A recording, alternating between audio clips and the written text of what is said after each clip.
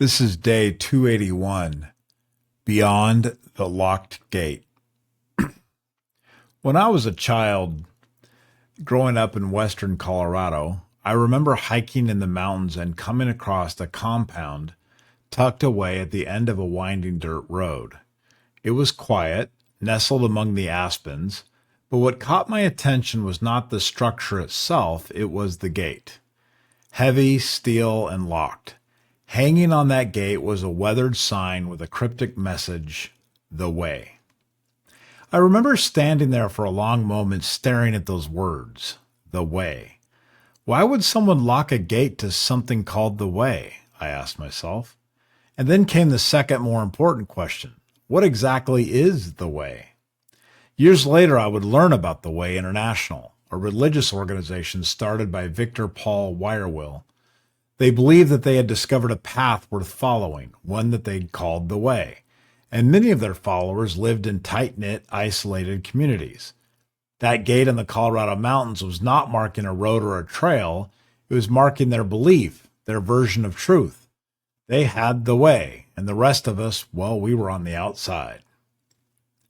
That moment has struck me ever since. Sometimes when I hear someone say, "I know the way," or "you need to follow our way," that image of the locked gate comes rushing back to my mind. It happened again today. A marketing agency reached out, promising that they knew the way to grow my product. They had the secret, the method, the system. But access was limited, of course. Their way was locked behind months of waiting, high fees, and exclusive access. The metaphor could not have been clearer. Once again, I was the little boy standing outside the gate. This experience got me thinking again about the elusive nature of the Way. In the world of marketing, it's a phrase that gets thrown around with alarming frequency. Agencies, consultants, and platforms all claim to have found the secret route to success. Yet with each new trend or best practice, another one is quietly discarded. What worked brilliantly yesterday is ineffective today. What was once sacred is now obsolete. The landscape is shifting too fast for any one path to stay valid for very long. But here is the thing. While the methods constantly change, the principles do not. I have come to understand this distinction. There's no permanent way, but there are enduring principles. These principles are not locked behind gates. They are not the property of a secret society. They are accessible to anyone willing to observe carefully, think critically, and act with integrity. Consider P.T. Barnum. He lived in a time without digital advertising, without social media algorithms. Yet he understood the most fundamental principle of all. Attention is the currency of commerce. He did not need a specific method to get that attention. He used posters, parades, and spectacle. What mattered was the principle behind his actions. Attention precedes persuasion. Then there's Carroll Shelby. He did not build the Cobra by following the conventional way. He followed a different principle entirely. Invention creates opportunity. He was not interested in what was being done. He was interested in what could be done. He used what he had, failed often, and kept building until something extraordinary emerged.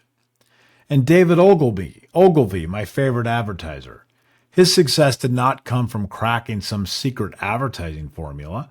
He simply respected the intelligence of the consumer. He told the truth. He communicated clearly. His principle was not hidden behind a paywall or a marketing funnel. It was out in the open, obvious, and yet too often ignored. Honesty sells. Each of these individuals found success not by following a fixed way, but by staying anchored to principles that transcended time and technology. So what does this mean for us? For those of us trying to build, to create, or to lead? It means we must stop looking for the gate to someone else's compound. There is no gate. There is no path. Instead, there are truths that continue to work, regardless of the medium or the moment. Truths about human nature, about how we make decisions, about what earns trust and what breaks it. The danger is in thinking that the map is the territory, that someone's diagram, someone's funnel, someone's 10-step system will work the same for us. But those are temporary. They expire. They become outdated before they're even published. What does not expire are the principles underneath. So when someone tells you they know the way, remember the locked gate. Remember that the way is always just another method, another temporary fix. Look instead for the why, the what, the unchanging truths that still point us in the right direction when the map has faded and the terrain has shifted.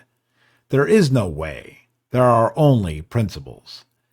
And those we are free to follow, is all we want to.